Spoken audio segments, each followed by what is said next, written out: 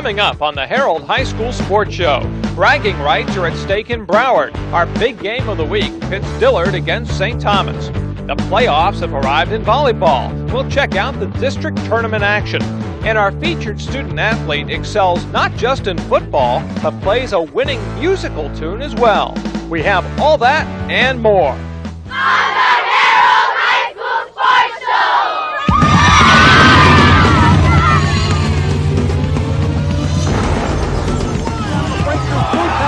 He's going down the right sideline. He's on right side.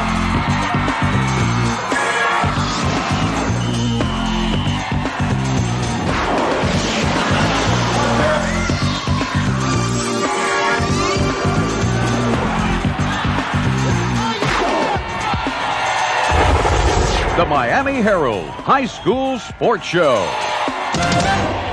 Today's show is brought to you by Auto Nation USA, the better way to buy a car. Health South. And Gatorade. Good morning, and welcome to another edition of the Herald High School Sports Show. I'm Dan Levitard. Despite a loss to Miami High last week, the Coral Park Rams have their sights set on the playoffs for the second consecutive season. Led by the running of sophomore Keenan Lawhorn, the Rams had a chance to clinch a postseason berth Thursday night when they faced Braddock at FIU. The Coral Park Rams entered this game 6-1 on the season and played some nice defense here to open the game. Luis Tabarez slamming A.J. Garcia in the backfield for a loss. But Braddock moved down the field on its opening drive and pulled this gimmick play out of the playbook.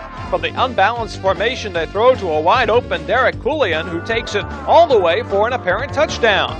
But wait, the refs say illegal procedure on the play and call it back. Here comes some more trickery, a fake punt, but Kyjon Taylor is stopped short of the first down, setting up Coral Park in excellent field position. And the Rams cashed in with this 30-yard field goal by Jose Rua. They took a 3-0 second quarter lead.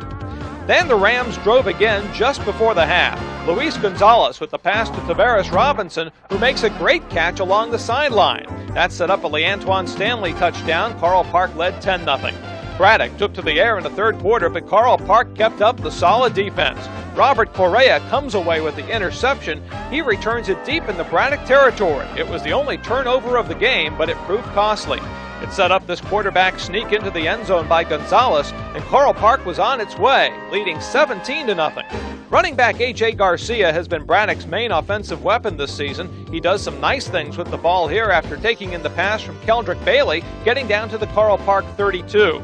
Braddock tried a field goal, but this one put the icing on the cake for Coral Park. The kick is blocked, and Robinson will return it 73 yards for a Rams touchdown. That made it 24-0 and put the icing on the cake. Braddock answered with 2 fourth-quarter scores, Alonzo Holloway making the nice catch for the touchdown here, but Coral Park wins it 24-14. Afterwards, Herald sports writer Pedro Fontaboa spoke with Rams head coach Joe Montoya. I'm here with Coach Montoya, and the Rams are victorious tonight over Braddock. Coach, tell us about this victory and what it means for the state playoffs. Well, right now we're really excited about what happened tonight. I think our kids really worked hard. We prepared really hard with the game plan. The kids really did a good job after coming back from Miami High's loss.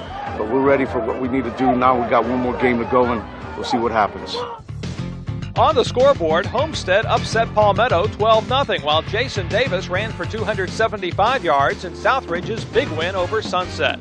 Northwestern won at 6 straight, 40-12 over Edison. Carroll City won again, defeating Hialeah Miami Lakes. Central handed American its first loss of the season, while Miami High edged Columbus 17-13. Jackson remains undefeated. The Generals will play Northwestern in the annual Soul Bowl on Friday. That game's been moved to the Orange Bowl. Norland beat North Miami. Killian kept its playoff hopes alive, downing South Miami. And Coral Gables beat Southwest 27-6. In Broward, Brian Hay ran for 211 yards and 2 touchdowns for South Broward in a win over Miramar. Hollywood Hills blanked MacArthur. Coral Springs won its first game of the year, 15-14 over Fort Lauderdale. Douglas edged Ely 28-27. It was Piper over Coconut Creek. Nova was a 27-9 winner over Cooper City. Boyd Anderson edged Deerfield Beach in overtime. Taravella won for the second time in as many weeks, 13-0 over Northeast. Flanagan won its 4th game of the season, blanking Chaminade Madonna, and Pinecrest was a loser in Melbourne. We've been so caught up in football, it's hard to believe basketball season is already getting underway all across South Florida. This year, the girls' basketball season is beginning 2 weeks before the boys, and several teams were in action this week at Carroll City High School in the Lady Chiefs preseason jamboree. This game pitted American against Northwestern. Kim Bell's shot misses for Northwestern, but Tanisha Sanders is there to score on the putback. But American would come roaring back. Chandra Greer feeds Jamila Trimble for the layup and the foul. American was the winner in this one-quarter exhibition. The season begins in earnest next week. Lots more still ahead on the Herald Sports Show, including our Auto Nation USA Big Game of the Week.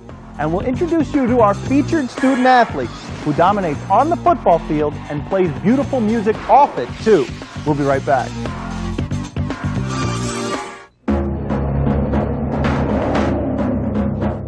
Don't expect too much from yourself, Michael. Start on varsity.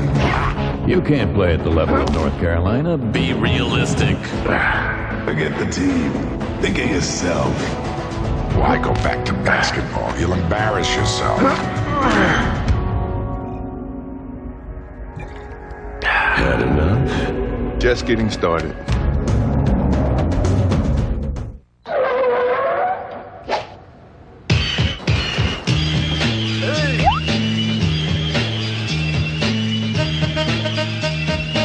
Coming through, guys. Here, guys. Look, you got the door. Ow. Sorry, guys. Ow. Hey, there's a driver! They're all in there. Just call. Now through November 2nd, AutoNation USA is offering unique financing as low as 5.9% APR on select cars and trucks. That's right, 5.9% APR for up to 60 months. So take advantage of this great rate while you still can. After all, you won't find 5.9% APR every day. And after November 2nd, you may not find it at all. AutoNation USA, America's #1 automotive retailer. Call 1-800-AUTO-USA. Offer ends November 2nd. See store for details.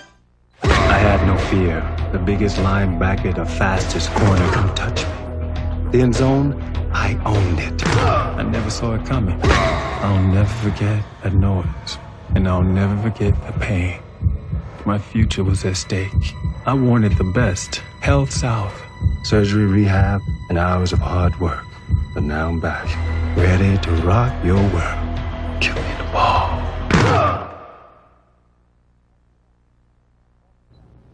Welcome back. St. Thomas and Dillard are two of the marquee names on the Broward County athletic landscape. And once again, both teams are playoff bound.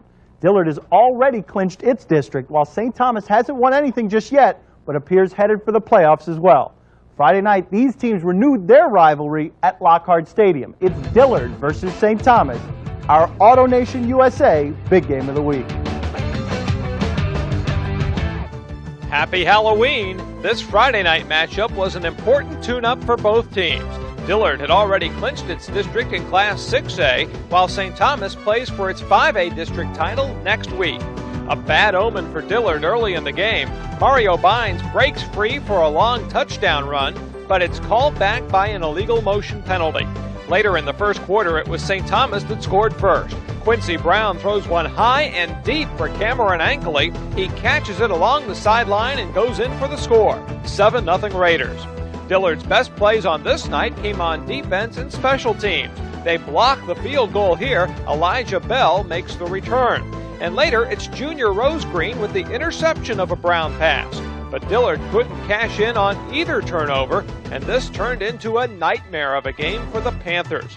St. Thomas poured it on in the second half. Kerwin Watson runs it in here for a touchdown, and later it's Brown to Ankley again. This time he makes a leaping catch between two defenders. St. Thomas goes on to win 33-8 and now faces South Plantation next week for the district title. Yeah, I'm happy, but there's always room for improvement. So we're going to practice hard this week. We're ready for South Plant. Now on to our Herald Sports Show Dade Broward rankings. Re-entering at the number 10 spot this week are the Coral Park Rams. American falls to number 9 with South Broward at 8. South Plantation at 7, with Northwestern jumping up to number 6. The top 5, no change from last week.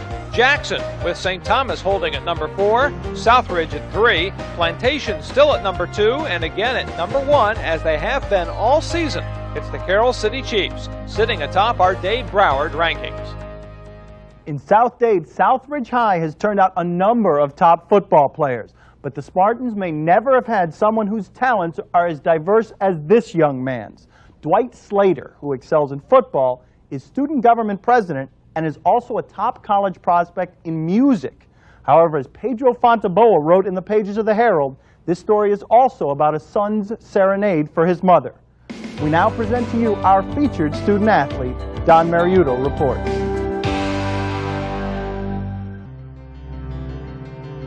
Dwight Slater of Southridge High has the football tools that every college is looking for.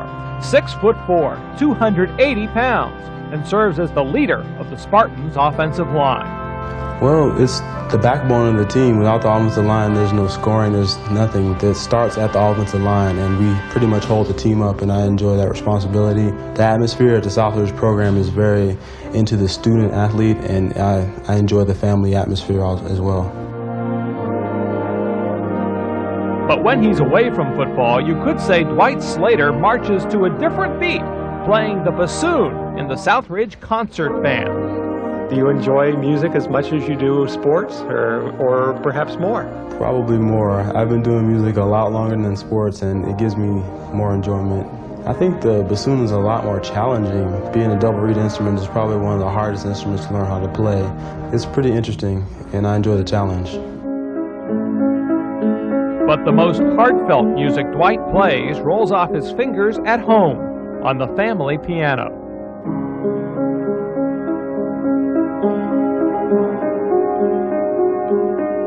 Each night, Dwight plays Beethoven's Moonlight Sonata for his mother Eloise, who suffered a stroke nearly 2 years ago.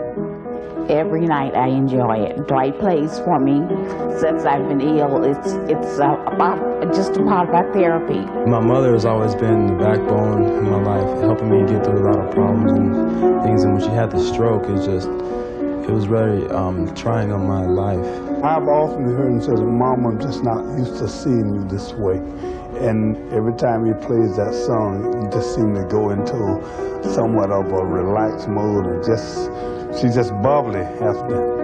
And whatever he does, it brings a healthier state for her. She loves Beethoven's Moonlight Sonata, and every time I play it, she requests that I play it again. That's one of her favorite pieces that I play.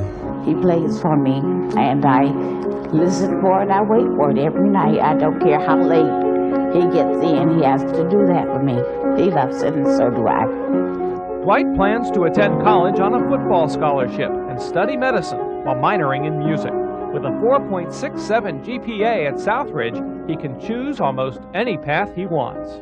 Sports is one of the pieces to the puzzle. Sports helps me with discipline and competitiveness. So when I get involved with sports, it's urging along my discipline. It helps me keep me disciplined and focused in my studies, and to help me on the football field. And in music, you have to be very disciplined in music. The road you take is for keeps. I always tell them that. And my favorite words, always keep the odds in your favor. But I told him the world is his. Take it.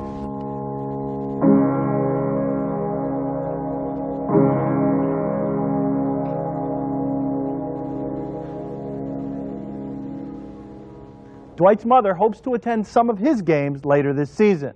Both of his parents are longtime educators in the Dade County school system. We wish them all the best. When we return, we'll present to you our Gatorade Team of the Week. But first, here's the top moment from this week's high school sports action, our Herald Sports Show Play of the Week. Our Herald Sports Show Play of the Week comes from the Coral Park Special Teams. In the third quarter against Braddock, they blocked the field goal. And number 1, Tavares Robinson picks it up and will go 73 yards for a touchdown. That capped the scoring for Coral Park in a 24-14 win over Braddock. Thank you, Tavares Robinson, for our Herald Sports Show Play of the Week. Looking for the perfect job? Check the Miami Herald Classified. Dave, not so much the announcer voice, please. Right. Looking for the perfect job? Cut. Check the Miami Herald Classified. Dave, relax. Just talk to me. Alrighty. Have we got a job for you? Cut. Alrighty then. Cut. The most comprehensive employment listings anywhere. Cut. Have we got a job for you? Cut. Dave, you're fired. And if I keep this? It's all yours. Thank you.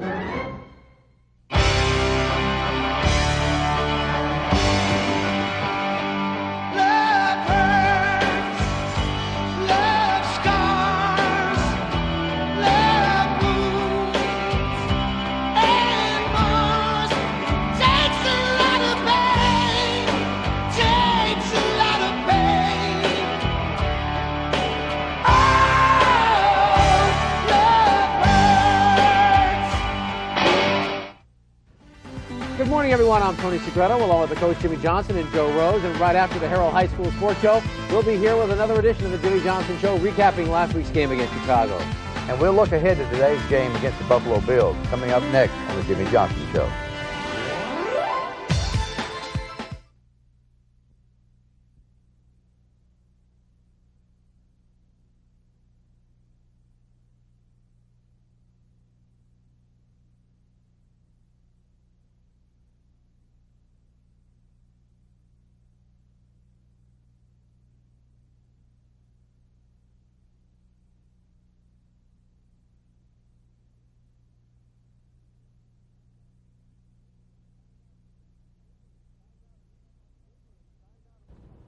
It's time now to present our Gatorade Team of the Week. And while we featured some surprising teams in the past, this week's recipient is a powerhouse in every sense of the word. Joining us now is Herald Sports Show reporter Robert Desir with more. Robert? Thanks, Dan. Probably the most famous graduate of Boyd Anderson High School in Lauderdale Lakes is NBA star Mitch Richmond. But these days, it isn't the basketball team that's dominating the scene at Boyd Anderson. It's the team you're about to meet. We're proud to present our Gatorade Team of the Week.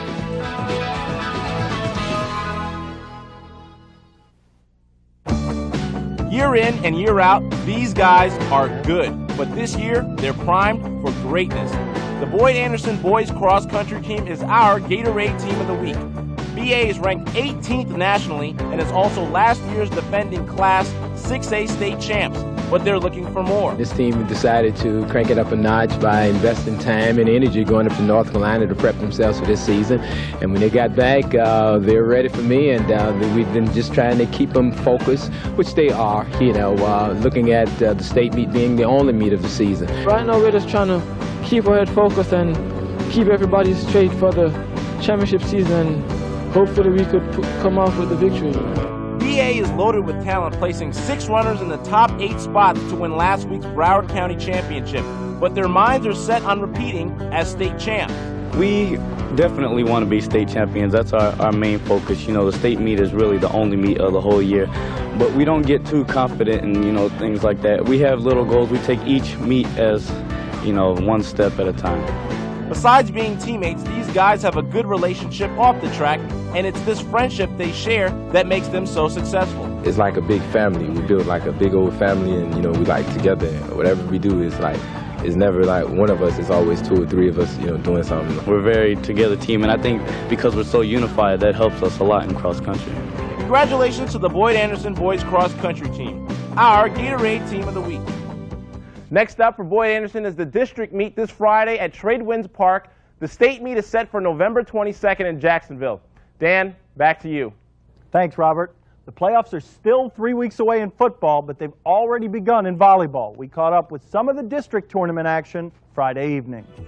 The volleyball team from St. Brendan's High School was trying to pull off the upset of the year, winning a district championship from Cardinal Gibbons because Gibbons had not lost a district title game since the mid-1970s. Number 11, Lily Lopez, had a nice game for St. Brendan. She spikes this one home in what was a close first game. But Gibbons took game 1 by a score of 15-10. St. Brendan can't handle that hit by Chrissy Healy. And from then on, the Lady Redskins were on their way. In the second game, Sandy Fox slammed home another point for Gibbons. They win the second game 15-4 and claim yet another district title. Our team has been practicing really hard. We've been having really good practices. We've been working every day to the best of our ability. And I feel really confident. You know, God willing, we'll do really good at regionals and hopefully go on to the next stage. As we showed you earlier, basketball season is already here, and we'll be talking round ball this Tuesday in the Herald Scholastic Sports section. This Tuesday in both Dade and Broward, we'll preview girls basketball, which gets underway 2 weeks before the boys this year. We'll run down the top teams and the top players in South Florida. It's the girls basketball preview coming up in Tuesday's Herald. When we return, we'll introduce you to a man who's the voice of high school football at Traz Powell Stadium in North Dade, who gives spectators not just the score, but also some advice to live by. But first, we're proud to present some more of South Florida's top student athletes in our Scholastic Honor Roll. We begin at Christopher Columbus High School in Miami. Anthony Griswold is on the bowling team and has a GPA of 4.67. Matthew Panzer has the same GPA. He plays football for the Explorers. Cross-country runner Alex Herrera has a fine GPA of 4.35. And teammate Stephen Frigo carries a 4.25 GPA. Now on to Plantation High School. Golfer Sander Sowers has a 4.69 GPA and is active in student government and the National Honor Society. Sonia Tolbert runs track and plays basketball for the Colonels. She's a member of the Urban League Brain Bowl team. Senior Alyssa LaGrasta plays 3 sports and has a 4.33 GPA while active in student council. And Jorge Santamaria is a 2-sport athlete at Plantation. His GPA, 4.29. Congratulations to all the athletes on this week's edition of the Scholastic Honor Roll. From Health South Doctors Hospital, this is a Health South Medical Minute with Dr. John Vijak, Assistant Professor at the University of Miami for Sports Medicine. A major traumatic event, such as a fall onto the shoulder or a collision, frequently causes a shoulder dislocation.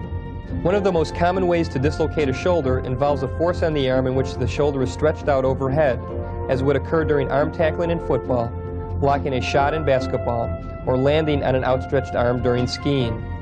Although such injuries occur primarily in young athletes, any fall of sufficient magnitude with the arm in an overhead position can cause a dislocation.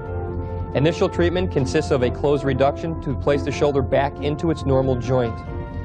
Treatment after reduction consists of a sling for mobilization and a specific rehabilitation program to strengthen the muscles of the shoulder to maintain shoulder stability.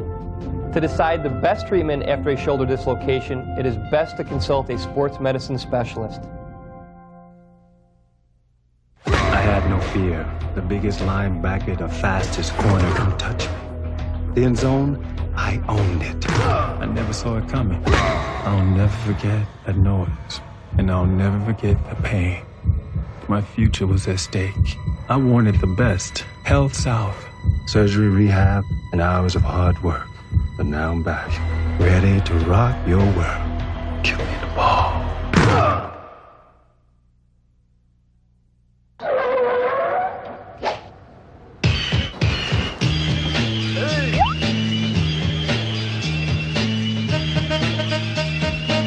Coming through, guys. You guys. You got the door. Ow. Sorry, guys. Ow. Hey, there's a door. Somebody get the door. They're all in there. Just call. Now through November 2nd, AutoNation USA is offering unique financing as low as 5.9% APR on select cars and trucks. That's right, 5.9% APR for up to 60 months. So take advantage of this great rate while you still can. After all, you won't find 5.9% APR every day. And after November 2nd, you may not find it at all. AutoNation USA, America's #1 automotive retailer. Call 1-800-AUTO-USA. Offer ends November 2nd. See store for details.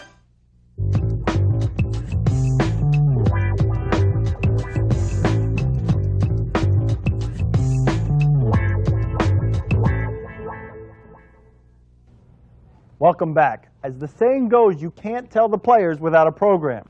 But at high school football games, it's the public address announcer who often serves as the #1 source of information.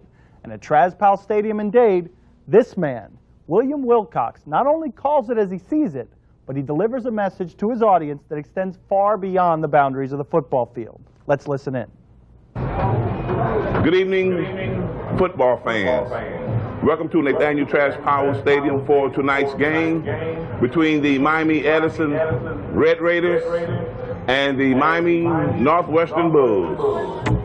Call him offbeat, irreverent, or entertaining, William Wilcox is one of a kind when behind the microphone at a high school football game. Pass is intercepted.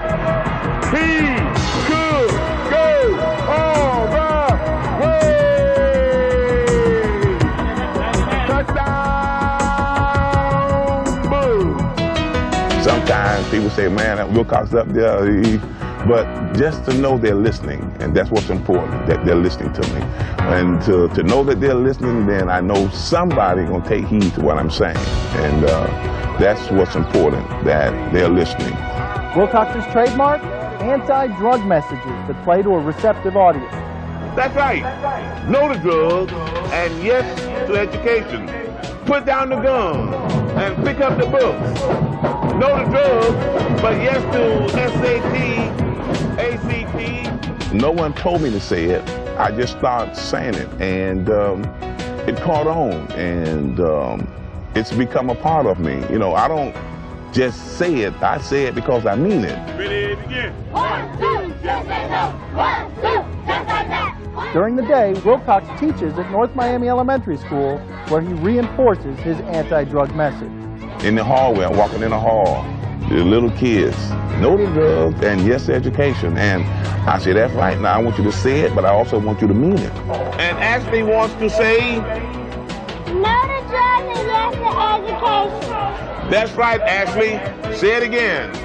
I'm just thankful and blessed that I can come and be able to talk, you know, because it's something that I like to do, and I've just been blessed with the voice and able to project as I do, and I just come in every game and just talk.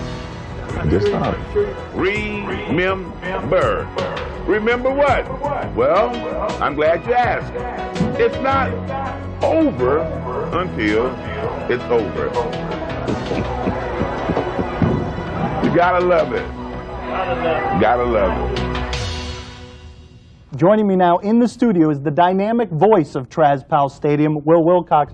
And Will, I understand that you were real shy at the beginning. Yes, I was. You know, when I first started, I was a gate attendant. And one night, the regular announcer got sick and didn't show up. And Mr. Nellie Mitchell told me that I'm going to have to announce. And I told him, no way. You weren't going to do it. I wasn't going to do it. So he said, but just go up there and talk. I said, well, I'll give it a try. And you've been talking ever since. They can't keep you quiet. No, they can't keep me quiet. I've been there ever since. Now, why is it that you do what is the importance of the anti-drug message to you? Well, it's very important that I do that because of the drug problem that we have, and I know that I can't solve it by saying that, but maybe if someone would hear me, some elementary kid, some high school student, and say that, I heard that announcer say no to drugs, and they might just say, well, I'm not going to use drugs because I heard them saying that drugs are no good. A great cause. Thanks very much, Will. They're tired of my goodbyes, though, so why don't you freshen it up a little bit, give them a good goodbye. I'd like to say to the viewers, remember, no to drugs, and yes to education. Remember that. Thanks for joining us, everybody. We'll see you again next week.